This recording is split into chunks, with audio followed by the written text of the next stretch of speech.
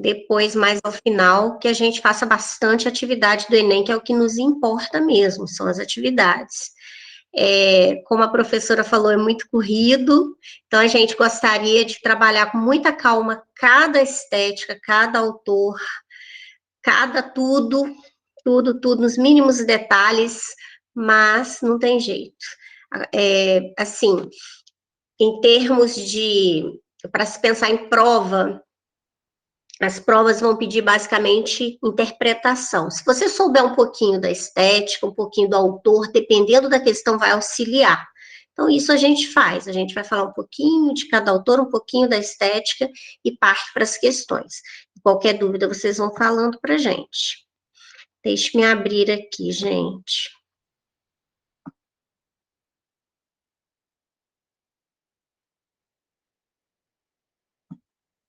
Vai abrir a tela, mas eu não quero tela. Aí eu fecho de novo. Geralmente na segunda eu consigo. Se bem que, quando abre a tela, às vezes eu consigo compartilhar. Vamos ver se eu vou conseguir aqui. Apareceu para vocês? Ou só a minha tela mesmo, não apareceu o slide? Só a sua tela. A minha tela. Então, vamos lá, vamos tentar de novo. Na segunda, às vezes, eu consigo.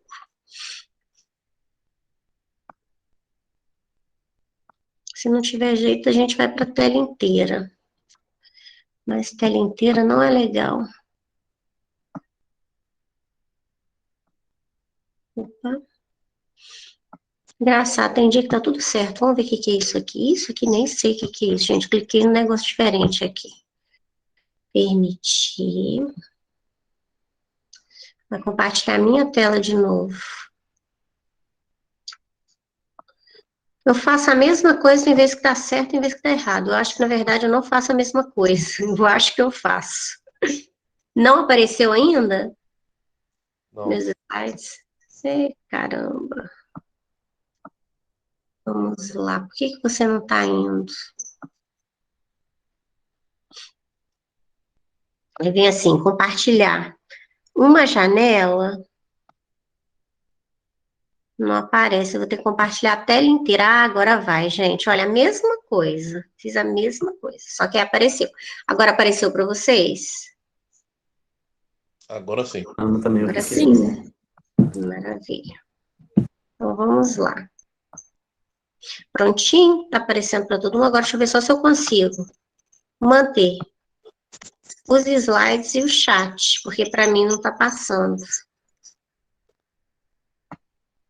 Deixa eu ver o que eu fiz aqui para ele travar. Bom, vamos lá. Se eu não conseguir acompanhar o chat, parar, vou compartilhar de novo, gente. Tela inteira, não. Parnasianismo. Se eu não conseguir acompanhar o chat, depois ao finalzinho eu olho o que vocês colocaram aí. Apareceu de novo? Apareceu. Tá, maravilha. Então, olha só, quem precisar falar comigo, como hoje o Fernando não está me acompanhando, vocês podem me interromper, tá? Bom, nós falamos de Machado, das características machadianas, e o melhor mesmo para se entender Machado é ler sua obra. Quem não tem tempo, leia os contos, porque realmente é um autor fora do seu tempo, né? Ele está muito além, ele é atemporal, ele vai fazer críticas de situações que nós vivemos hoje. A hipocrisia, a sociedade, ao ter, aliás, ao ter sobre o ser, né?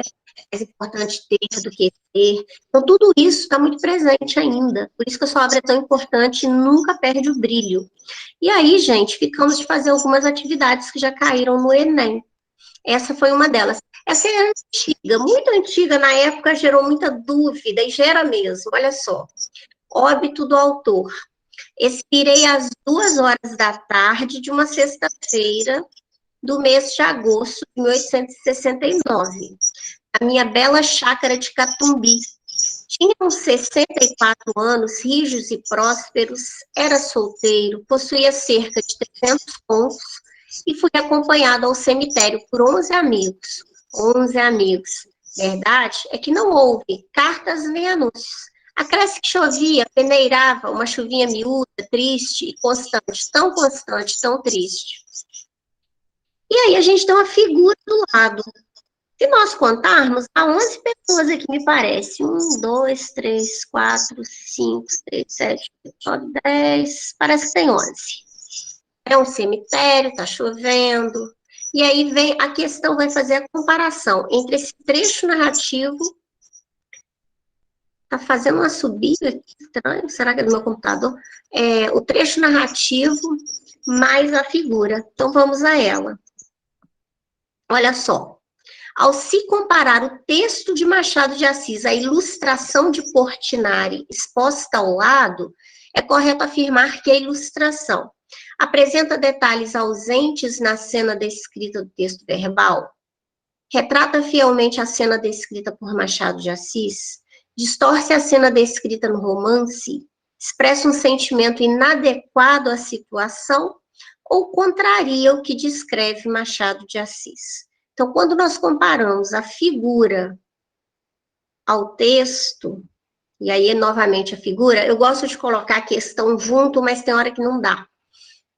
O que nós podemos depreender a partir da figura com relação ao trecho narrativo? O que vocês colocariam aí, gente? Eu não estou podendo olhar agora. Olha, vou tentar de novo. Vou abrir o chat só para ver se eu consigo manter. Quando eu abro o chat, não sei por quê, os meus slides param, eles ficam paralisados aqui. Uma pena. Aí eu tenho que parar de compartilhar e voltar. Já tentei aqui, não deu certo.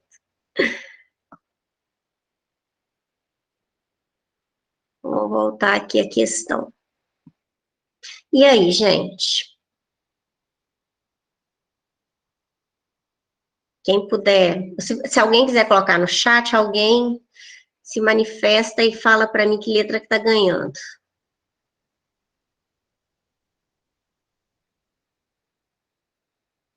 Eu poderia Voltar? Sim. Eu achei essa questão muito maldosa, gente. Aqui está a imagem e o texto.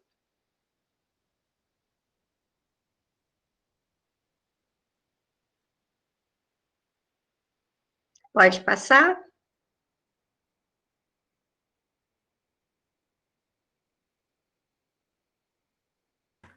Pode.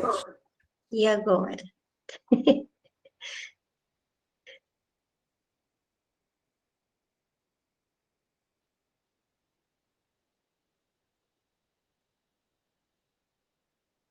Eu acho que tem uma aqui que a gente tende a marcar, tá? Mas, de repente, duas deixa em dúvida. 3 eu acho que dá para jogar fora.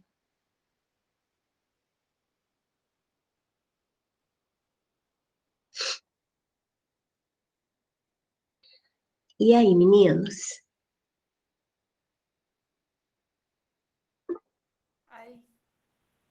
Alguém lê para mim? Distorce. No chat. Ah, tá, retrata fielmente. Eu acho que a B confunde bastante. Não há distorção, não. Apesar, a distorce a cena descrita, não distorce, não. Observem que ele diz, quando morreu, estava chovendo, tinha 11 amigos. Então, eu tenho a chuva, tem 11 cabecinhas ali quando a gente conta, está no cemitério. Então, não chega a distorcer, não. Porém... Ele não falou que estava na chácara? Não, ele expirou na chácara.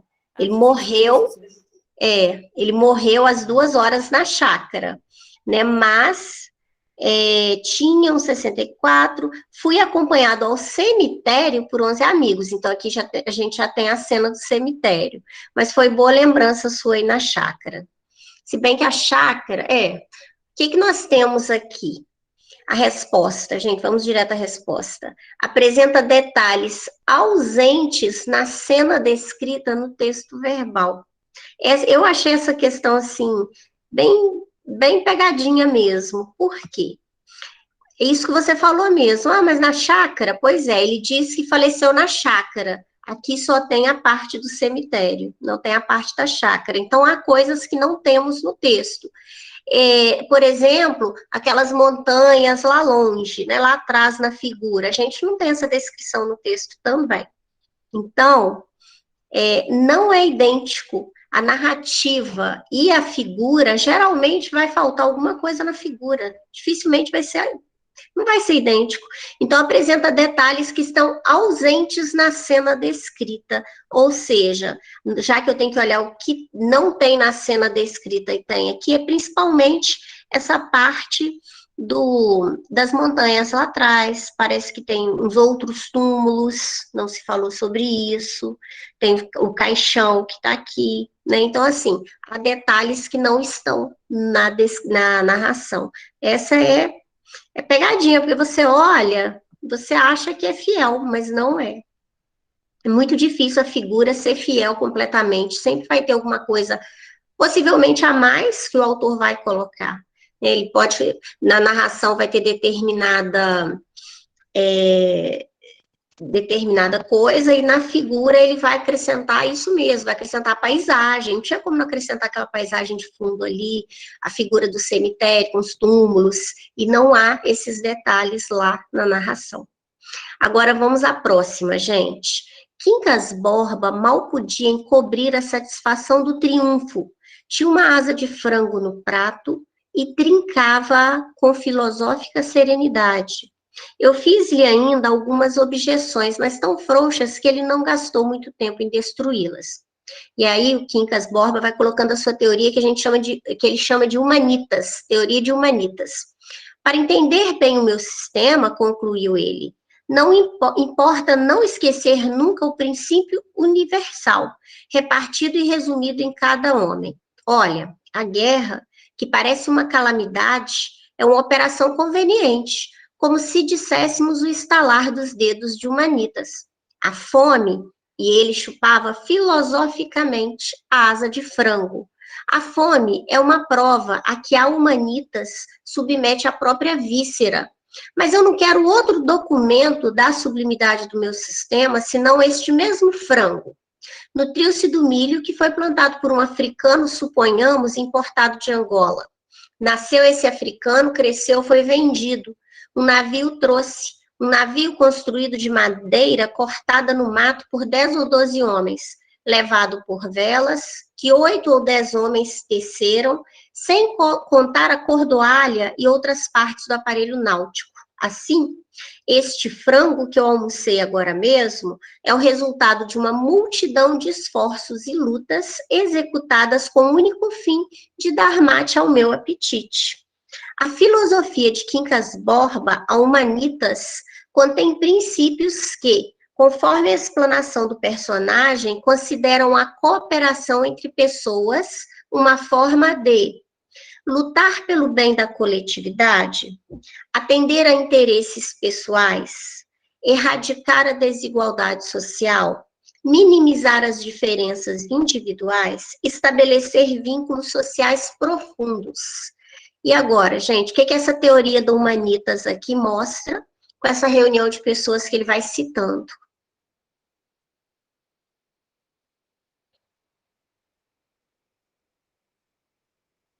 Lá no finalzinho do texto, a gente tem uma dica. Finalzinho do trecho, né?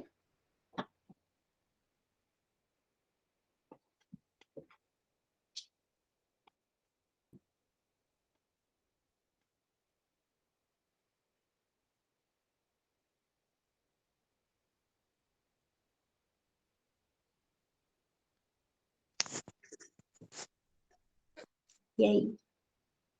Quem puder ler para mim o chat. Maria falou que a letra E. Estabelecer vínculos sociais profundos. Essas pessoas que trabalham para que o frango chegue ao prato do Quincas Borba, estabelece vínculos com ele? Tem algum vínculo profundo de parentesco, de gratidão que seja? Temos? Não. Não. que nós temos aqui? Gente, olha, todo mundo trabalhou, se matou de trabalhar para o frango ficar no pratinho do Quincas Borba. Eu acho que Poderia saber, né? letra B. Oi? Letra B. Então, o que nós temos nessa teoria do Manitas aqui? Quem conhece fica mais fácil. Aqui ele dá um exemplo, ele é um filósofo que tem uma teoria que se chama a teoria do Manitas. Então, ele diz assim, dos exemplos que eu acho interessante, que é extremo egoísmo. Ele diz assim, olha, há um campo de batatas e há dois grupos, eu não me lembro se ele fala que são duas tribos, que precisam daquelas batatas. Só que se eles dividirem fraternalmente, não vai dar para os dois e todo mundo vai morrer de inanição. Então, é preciso competir para que um grupo fique com o campo de batatas e consiga sobreviver. Os dois não vão conseguir, não adianta tentar dividir. Então, lá no final ele diz assim, ao vencedor, as batatas. O que nós temos aqui? Para que um sobreviva, o outro tem que morrer. Para que um seja feliz, o outro tem que sofrer. Então, há sempre essa competição da lei do mais forte. A Humanitas seria basicamente isso aqui. A lei do mais forte e uma certa brincadeira com as tendências científicas da época. Ele brinca aqui com esse negócio do Humanitas. Mas Humanitas, na verdade, é o extremo egoísmo. Eu primeiro e não quero saber dos outros, não. Os outros que vêm depois que se virem. Então, atender a interesses pessoais o tempo todo aqui. Todo mundo trabalhou, foi extrema dificuldade daquele frango, o processo dele foi gigante para chegar ao pratinho do Quincas Borba. Mais um, gente. Um criado trouxe o café. Rubião pegou na xícara. Enquanto lhe deitava açúcar, ia disfarçadamente mirando a bandeja, que era de prata lavrada. Prata, ouro, eram os metais que amava de coração. Não gostava de bronze, mas o amigo Palha disse-lhe que era matéria de preço. E assim se explica este par de figuras que aqui está na sala, um Mefistófeles e um Fausto. Tivesse, porém, que escolher, escolheria a bandeja, primor de argentaria, execução fina e acabada. O criado esperava teso e sério, era espanhol. E não foi sem resistência que Rubião aceitou das mãos de Cristiano, por mais que lhe dissesse que estava acostumado com seus crioulos de Minas e não queria línguas estrangeiras em casa. O amigo Palha insistiu, demonstrando-lhe a necessidade de ter criados brancos. Rubião cedeu com pena. O seu bom pajem, que ele queria pôr na sala como um pedaço da província, nem o pôde deixar na cozinha, onde reinava um francês, Jean, foi degradado a outro serviço. Quincas Borba situa-se entre as obras-primas do autor e da literatura brasileira. No fragmento apresentado, a peculiaridade do texto que garante a universalização da sua abordagem reside no conflito entre o passado pobre e o presente rico, que simboliza o triunfo da aparência sobre a essência. No sentimento de nostalgia do passado devido à substituição de mão de obra escrava pela dos imigrantes. Na referência a Fausto e Mefistófeles, que representam o desejo de eternização de Rubião. Na admiração dos metais por parte de Rubião, que metaforicamente representam a durabilidade dos bens produzidos pelo trabalho. Na resistência de Rubião aos criados estrangeiros, que reproduz o sentimento de xenofobia. Quem leu essa obra ou conhece um pouquinho, com certeza fica mais fácil, né, de encontrar a resposta. O que nós temos nesse trecho, que é uma passagem de Quincas Borba, e que é universal, que se estende, que a gente consegue extrair como tema que pode ser aplicado até os nossos dias.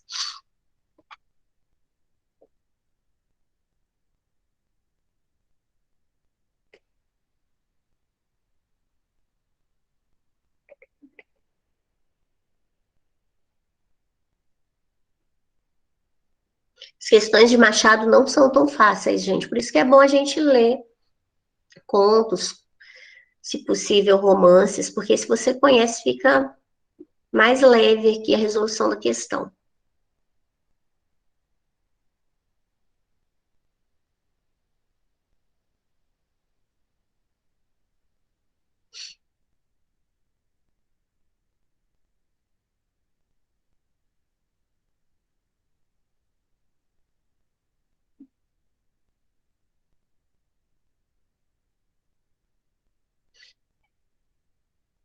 Se alguém colocou no chat, leiam para mim, que não consigo acessar. Seria a letra E.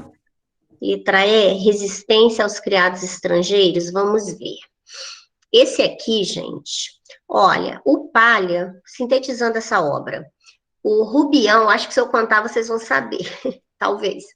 O Rubião é discípulo do Quincas Borba. Aquele Quincas Borba que a gente leu agora lá no Memórias Póstumas de Brás Cubas, tem um livro que vai falar só sobre o Quincas Borba. Ele aparece na outra obra também, com essa teoria do Manitas do mesmo jeito. Então, ele é discípulo do Quincas Borba, parece que é professor, e esse Quincas Borba é muito rico, né? Ele recebe uma herança, parece que fica muito rico, e ele falece e deixa tudo pro Rubião.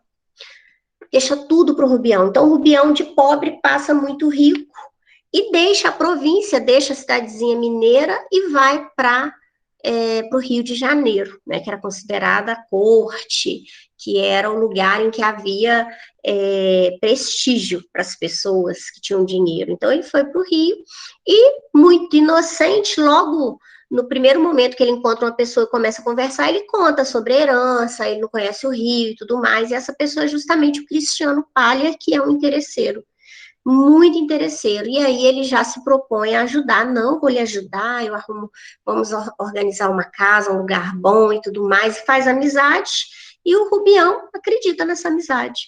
Pois bem, o Palha é que dita todas as normas de organização da casa, então ele não tem vontade. O Rubião, aliás, ele tem a vontade, mas ele acaba se deixando levar pela pressão. O Palha diz, não, isso que é chique, isso aqui é que a alta sociedade usa, então você tem que usar também, né? Então, essa breve explicação, vocês teriam outra resposta aqui?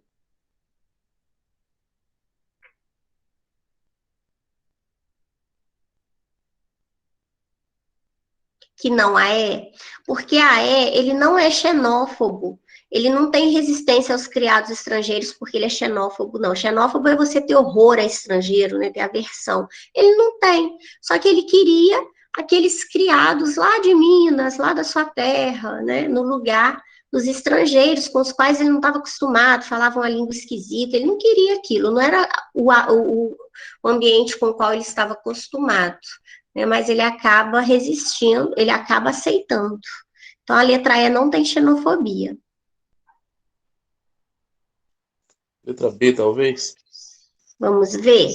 A B confunde um pouquinho, sim, porque ele não deixa de ter certa nostalgia do passado, né, pela substituição da mão de obra escrava pela dos imigrantes. Porém, aí vem a questão do enunciado, gente. A gente até percebe uma certa nostalgia, mas o enunciado pediu a universalização. O que é a universalização? É algo que atravessa o tempo. Então, esse sentimento de nostalgia com a substituição de mão de obra escrava pela de imigrantes é uma coisa bem circunstancial da obra. Ela não atravessa o tempo. Então, o que tem nesse livro que atravessa o tempo? E que a gente pode aplicar até hoje, em algumas pessoas, em algumas vivências?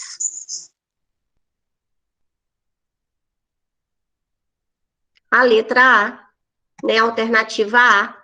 Porque o que nós temos aqui? Uma pessoa que vive em conflito com o passado mais simples e o presente rico, em que ele tem dinheiro, porque ele recebe esse dinheiro, né? E isso simboliza o triunfo da aparência sobre a essência, porque mesmo desgostando de todas as sugestões do Palha, ele aceita. Ou seja, imagina você tem dinheiro, quer montar a sua casa no seu estilo, mas não porque não corresponde ao que a alta sociedade aprecia, e você vai construir, vai organizar a sua casa de acordo com as sugestões de alguém, porque aquilo é chique, é aquilo que a sociedade está usando, é aquilo que é bonito. Então, aqui a gente tem o triunfo da aparência sobre a essência, e isso é universal, gente. Porque até hoje nós temos esse triunfo, né? Aliás, é um tema, se cai um tema, eu acho que em algum momento ainda vai cair esse tema sobre exposição exagerada nas redes sociais, por exemplo, né? Ou a exposição, já caiu em vários concursos em formatos diferentes, mas a superexposição como busca de felicidade ou como apresentação de felicidade, a gente consegue usar Machado de Assis. Por quê? Em boa parte das suas obras, boa parte, ele vai tratar da aparência sobre a essência. E a gente pode citar esse personagem, Rubião, por exemplo.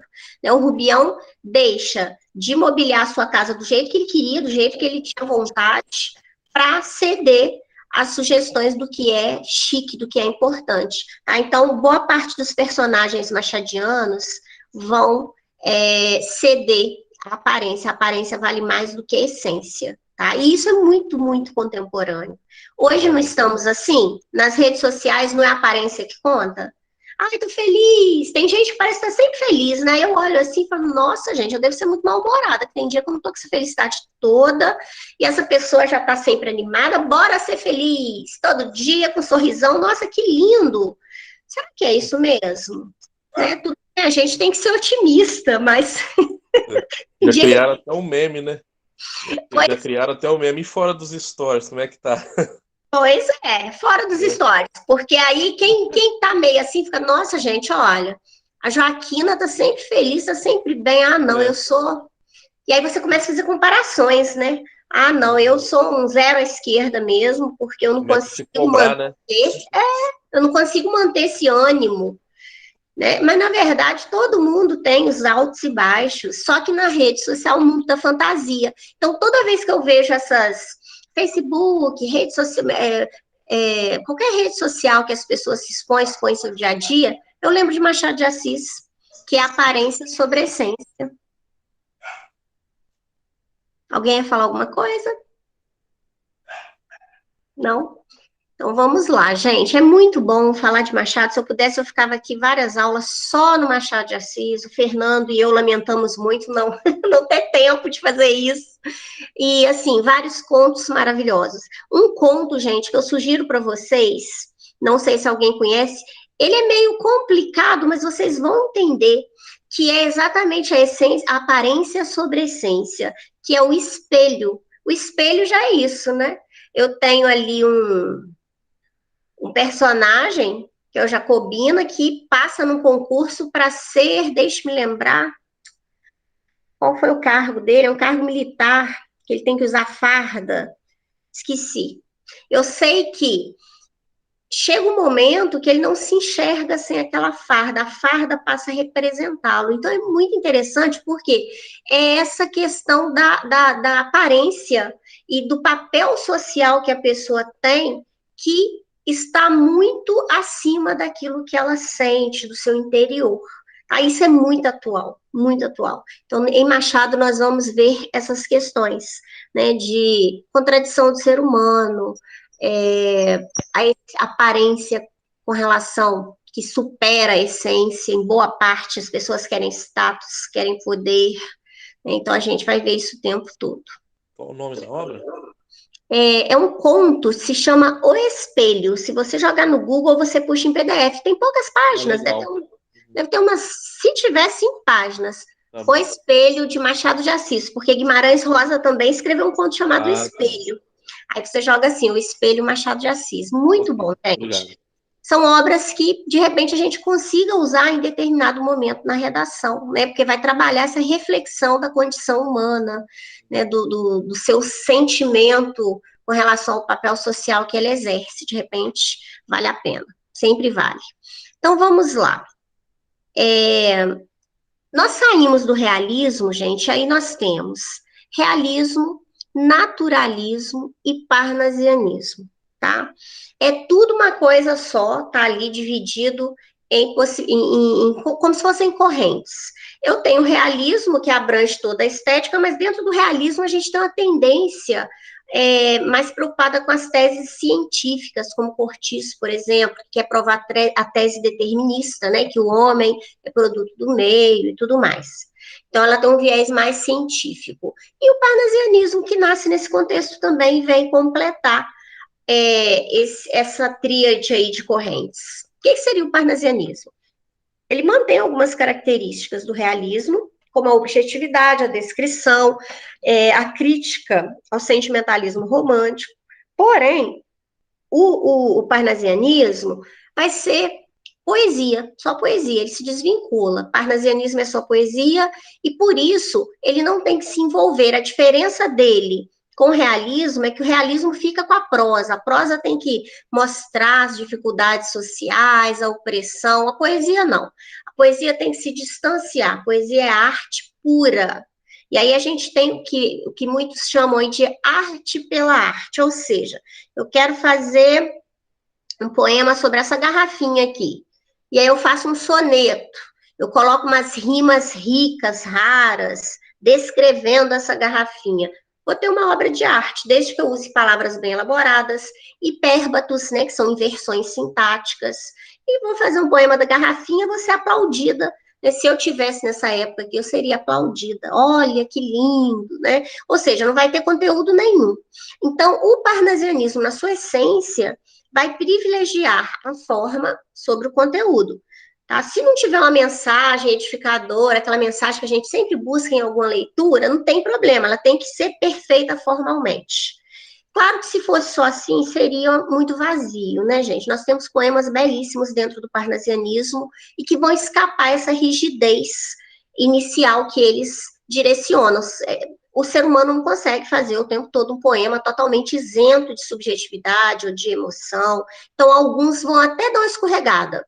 O Olavo Bilac, por exemplo, que fala que vai imitar o ourives quando escrever, tem até a figura aqui do ourives, porque ele vai transformar a palavra em joia rara, preciosa, bonita, linda, toda torneada, né? Assim como o ourives faz, ele pega a pedra bruta e transforma em joia belíssima. Ele vai pegar a palavra no seu estado de dicionário e vai transformá-la em arte. Então, ele diz que vai ser como o ourives. É a profissão de fé de Olavo Bilac. Só que tem hora que o Olavo Bilac dá umas escorregadas bonitas no romantismo, porque ele não consegue ser totalmente objetivo o tempo todo. Então, as características aqui do parnasianismo, só temos poesia, objetividade, busca se negar o sentimento quase sempre, vão tentar pelo menos, rigor formal, e aí a gente tem métrica, rima, a gente vai ter muito soneto, descritivismo, muito mesmo. Então, a gente vai se distanciar de qualquer aspecto social, vai se buscar não envolver arte a qualquer tipo de engajamento ou bandeira. Tríade parnasiana, nós temos vários poetas parnasianos, mas os três que têm um destaque muito grande na história literária é Raimundo Correia, Alberto de Oliveira e Olavo Bilac. Cada um com seu estilo, viu? O Alberto de Oliveira tem esse estilo mais parnasiano. Tem os poemas dele que são um pouquinho melhores que esse aqui, gente, que esse aqui eu acho assim, sabe? Terrível. Olha como eu falei com vocês da presença da forma sobre o conteúdo. Esse poema é um exemplo. Estranho mimo aquele vaso, viu casualmente uma vez de um perfumado contador sobre o mármore luzidio, entre um leque e o começo de um bordado. Fino artista chinês enamorado, nele pusera o coração doentio em rubras flores de um sutil lavrado, na tinta ardente de um calor sombrio. Mas, talvez por contraste à desventura, quem o sabe, de um velho mandarim também lá estava a singular figura. Que arte em pintá-la! A gente, acaso vendo-a, sentiu não sei que com aquele chin de olhos cortados à feição de amêndoa. Gente, não temos nenhuma profundidade temática aqui. Simplesmente a descrição de um vaso. Tá? Um vaso que foi visto, e aí eu tenho a primeira pessoa, né, o eu lírico se coloca, eu vi em que lugar ele estava, e aí a gente tem um monte de inversão sintática, né, um monte de pérbato, ele estava sobre o mármore luzidio, entre um leque, sobre um contador, né, o mármore luzidio de um contador, que era um móvel de antigamente, entre o leque e um bordado. Ali estava aquele vaso, e ele vai descrever, nossa, que fino artista, como que ele é? Ele tem flores rubras, tinta ardente, calor sombrio, e aí no final ele diz que aparece também a figura de um chinês, que desperta um não sei quê, com aqueles olhos à feição de amêndoa. Esse não sei quê é uma coisa realmente que ninguém sabe o que é, né? Porque Não tem nada. Esse poema é completamente vazio de sentido, ele só tem forma. E na forma, sim, ele é parnasiano. É um soneto, tem rima, tem métrica e tem rimas que a gente chama de raras. Olha, viu com luzidio, eu rimei um pronome a tudo, mais um verbo, né? Vio, mais um adjetivo. É muito difícil construção de rima assim. Tem outra rima rara lá embaixo, vendo-a com amêndoa. Eu rimo de novo, um verbo mais um pronome com uma outra palavra. É muito difícil rima rara, gente, por isso que ela chama rara ou preciosa. Aqui eu tenho duas. Então é um poema completamente parnasiano e sem graça, sem graça, sem graça, vamos falar a verdade. Deus que me perdoe, se todos fossem assim, desmotivaria. Agora, olha, já caiu no Enem, Mal Secreto. Esse traz uma reflexão. Não vai ter extravasamento, mas já tem um toque de melancolia, que é Raimundo Correia. Um toque de melancolia, de pessimismo, e é uma influenciazinha lá do romantismo, mas sem extravasar, né? Um toquezinho de leve, e já tem conteúdo, graças a Deus. Então, vamos ver como que cobraram esse soneto de Raimundo Correia no Enem. Mal Secreto.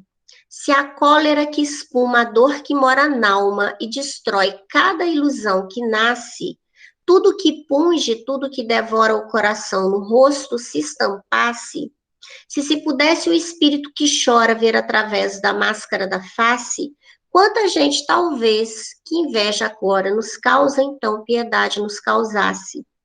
Quanta gente que ri, talvez consigo, guarda um atroz, recôndito inimigo, como invisível chaga cancerosa. Quanta gente que ri, talvez existe, cuja. Sobrou um A aí, gente, que eu não tirei, é só cuja, tá? Não existe cujo ou cuja A, não. Cuja ventura única existe em parecer aos outros venturosa. Coerente com a proposta parnasiana de cuidado formal e racionalidade na condução temática, o soneto de Raimundo Correia reflete sobre a forma como as emoções do indivíduo são julgadas em sociedade. Na concepção do eu lírico, esse julgamento revela que a necessidade de ser socialmente aceito leva o indivíduo a agir de forma dissimulada. O sofrimento íntimo torna-se mais ameno quando compartilhado por um grupo social. A capacidade de perder e aceitar as diferenças neutraliza o sentimento de inveja. O instinto de solidariedade conduz o indivíduo a apiedar-se do próximo. A transfiguração da angústia em alegria é um artifício nocivo ao convívio social. E aí?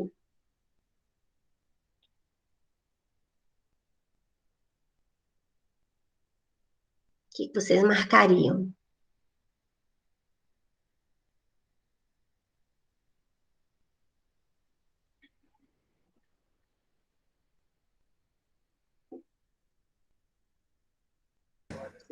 Eu tô entre a A e a E, mas eu acho que Aí a A talvez seja mais.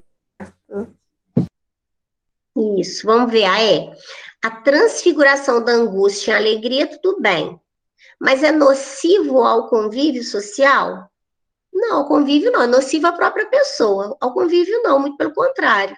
A convivência pede essa transfiguração, essa máscara, então a letra A realmente está mais de acordo com esse mal secreto, ou seja, o que ele diz nesse poema, de que eu gosto muito, acho esse poema muito bonito, ele diz o seguinte, se a gente conseguisse observar no rosto tudo que vai dentro da pessoa, quanta gente, às vezes, que inveja causa, então nos causasse piedade, às vezes a gente fica, nossa, queria ser aquela pessoa, olha só, e aí você vai, né, observar, se fosse possível, o interior está cheio de dor, está cheio de tristeza, está cheio de angústia. Por quê? Porque o ser humano vai ocultar esse mal. E por quê? Porque há uma necessidade de ser socialmente aceito. Então, ele acaba agindo de forma dissimulada, ele guarda esse mal, transforma esse mal em mal secreto, justamente para conviver. E é isso que a gente faz, não é? Porque se tem dia que a gente está meio mal-humorado, vai trabalhar, aí você pensa, nossa, mas o que os outros têm a ver com o meu mau humor, né? Deixa eu colocar um sorriso aqui no rosto e tentar mostrar que eu estou bem. Por quê? Porque a sociedade acaba exigindo isso da gente, né? Que a gente se mostre bem, que a gente mostre aquilo que não está realmente sentindo. E seria bem complicado também, né? Se a gente ficasse demonstrando o tempo todo que a gente está sentindo. Então, é bem interessante esse poema. Eu acho esse poema muito bonito. Gente, depois eu vou mandar esses outros dois para vocês, que são também questões que já caíram no Enem. Um do Olavo Bilac e outro, eu acho que foi do Raimundo Correia, tá? O do Olavo Bilac, vou só passar no poema, só para comentar sobre o Olavo Bilac. Ele é todo objetivo, ele vai seguir as normas parnasianas em vários poemas. Mas em alguns, gente, ele dá uma escorregada, tá até a resposta aqui para vocês, olha, depois vocês vão ver por que essa resposta. A gente analisa com o tempo mais à frente, quando a gente fizer a sua revisão. Não foi uma questão fácil, e observe esse poema. Ama com fé e orgulho a terra em que nasceste. Criança, não verás nenhum país como este. Olha que céu, que mar, que rios, que floresta. A natureza aqui perpetuamente em festa é um seio de mãe a transbordar carinhos. Vê que vida no chão, vê que vida nos ninhos, vê que se balançam no ar entre os ramos inquietos. Vê que luz, que calor, que multidão de insetos, vê que grande extensão de matas onde impera, fecunda e luminosa, a eterna primavera. Boa terra, jamais negou a quem trabalha o pão que mata a fome, o teto que agasalha. Quem com seu suor a fecunda e umedece, vê pago o seu esforço, é feliz e enriquece. Criança, não verás nenhum país como este. Imita na grandeza a terra em que nasceste. O que nós temos aqui? Uma visão da época. Foi publicado em 1904 esse poema Pátria. Olavo Bilac era muito patriota, né? Então nós vamos ver que há uma visão totalmente idealizada aqui, não é uma visão pé no chão, está coerente com a construção da Primeira República, que é mostrar que o Brasil tem uma base de agricultura muito boa, muito forte, a pessoa que trabalhar vai enriquecer, ela tem de volta o seu esforço, quem dera que fosse isso, né? Quem dera. Quantas pessoas seriam milionárias naquela época? Pessoas que se matavam na agricultura, não tinha assistência nenhuma do governo, e via a sua plantação ser levada por pragas, pelo tempo, às vezes, que mudava. E assim, não era essa beleza toda que a gente tem no poema, né? Então aqui, se a gente não soubesse que é Olavo Bilac, a gente ia achar que era romantismo. Eu ia falar, nossa, mas esse poema é do romantismo, tá falando com tanta ênfase, cheio de exclamações, né, com sentimento de patriotismo, lembra Minha Terra tem palmeiras onde canto sabiá, lembra Gonçalves Dias. Então, quando ele vai falar da pátria, ele escorrega também aí um pouco nessa tendência mais romântica, porque idealiza essa pátria. Então, aqui, só de curiosidade, o discurso poético de Olavo Bilac, na medida em que ele ecoa o projeto de Primeira República, por quê? Vou só comentar a resposta, que também não foi fácil, isso aqui eu não achei essa questão fácil. A prosperidade individual, como a exuberância da terra, independe das políticas de governo. Ou seja, a prosperidade individual, se a pessoa trabalhar, ela vai enriquecer, ela não vai precisar de assistência governamental, porque essa terra é esplêndida, ela devolve tudo aquilo, né, que a pessoa busca transformar. Se ela se aplica, se ela trabalha, a terra vai reconhecer e vai retornar como riqueza, quem dera. Então, é a letra B, gente, aqui.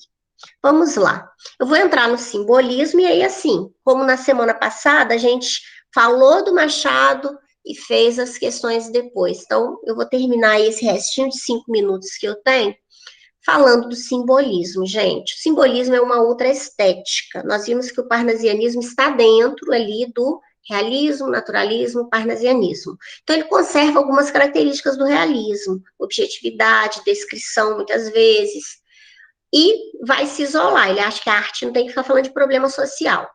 É a diferença que ele tem do realismo. O simbolismo é o contrário de todas essas tendências aí. O simbolismo está cansado da ciência, porque a ciência não conseguiu explicar a sua angústia, não conseguiu dar conta da sua questão existencial, da sua dor existencial. A ciência não explicou isso para ele. E aí, o que nós temos no simbolismo? Se havia objetividade, né, olhar para a ciência anteriormente, aqui vai ser tudo o contrário. Aqui a gente vai ter religiosidade, muitas vezes aparecem referências à Virgem Maria, aos santos, aos anjos, ao ângelos.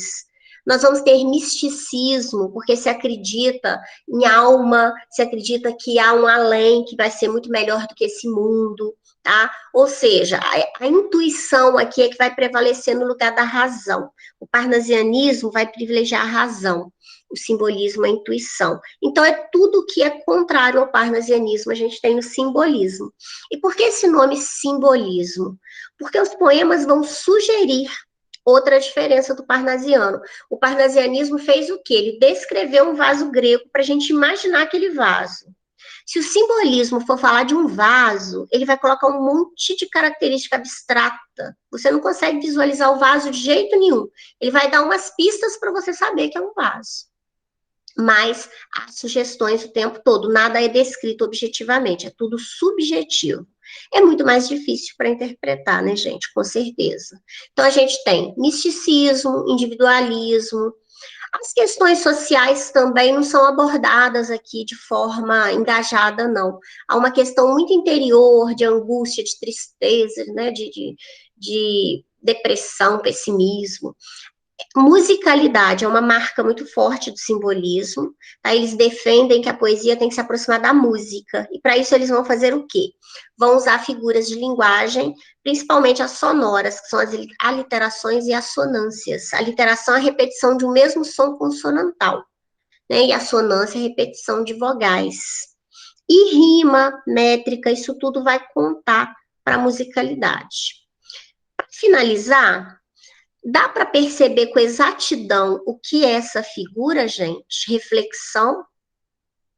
Vocês conseguem enxergar os detalhes da figura? Tem uma noção do que seja? Imagina? Bom, pela composição da mulher, parece a Virgem Maria. Esse Já me falaram isso outro dia. Mas como o nome é reflexão, eu não entenderia como a Virgem Maria, não. Eu já ia olhar pelo título mesmo. Essa reflexão, o que ela nos passa? Alegria, ânimo, Né? melancolia. Ali, como tá tudo misturado, parece que tem algo na cabeça, né? Por isso que a gente pensa na Virgem Maria, parece pela. Só que a gente não sabe se é bem um véu, ou se é o cabelo, mas pela postura encurvada, é isso. Uma melancolia. Quem entende aí da área de artes, que já escapa a minha área, essas cores, de repente, têm algum sentido em torno dessa angústia, dessa tensão, né? Que são cores. Não são cores assim muito alegres pelo modo como foram dispostas. Postura encurvada, olhar para baixo, está se refletindo sobre algo. E essa reflexão está gerando ali nessa figura, a gente entende, pelas pistas, que essa reflexão gera determinada angústia, né? Determinada tristeza. O que me passa? Esse quadro não me passa alegria. Mas, ao mesmo tempo, a gente não consegue ver o rosto exatamente, tem a sugestão ali pela postura, e a figura é meio embaçada. Essa característica vai ser também vai ser repetida na literatura, nas poesias, né? Nós temos basicamente poemas. Temos uma obra em prosa de Cruz e Souza, mas ela é prosa poética. Então a gente vai ter sugestão. Não se vai colocar um quadro aqui com a mulher com o rosto triste, chorando para a gente ver, e assim, tudo muito bem claro. Geralmente as imagens serão meio embaçadinhas, e a postura, as cores, o local é que vão sugerir para a gente. Então, a gente vai ter quadros desse tipo, vai ter quadros de gente tocando algum instrumento musical, porque eles valorizam muito a musicalidade, ou de mitologia grega, que também é um outro viés que pode aparecer no simbolismo, mas tudo sugerindo, a figura vai sempre estar meio embaçadinha assim. Por quê? Porque é o vago, o impreciso é que vai comandar a característica do simbolismo, tá? E aí nós temos dois autores representantes do simbolismo, existem outros, claro, mas esses são os grandes autores simbolistas, Cruz e Souza e Alfonso de Guimarães. Cruz e Souza É uma história belíssima. Depois eu vou ter que comentar com vocês na próxima. Eu acho que eu vou deixar o Fernando estuda justamente o simbolismo, gente. Parece que ecos do simbolismo na contemporaneidade, alguma coisa assim.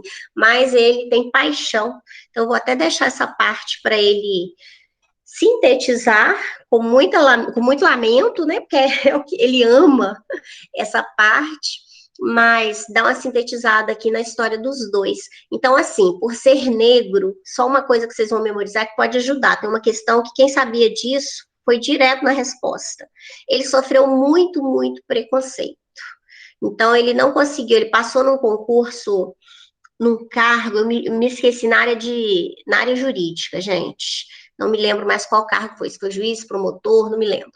E ele não pôde exercer porque negro, né? Então ele sofreu muito.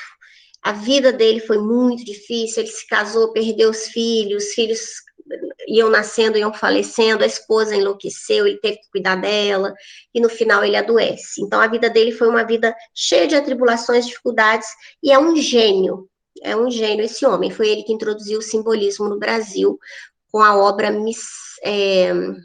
Missal e Broquéis.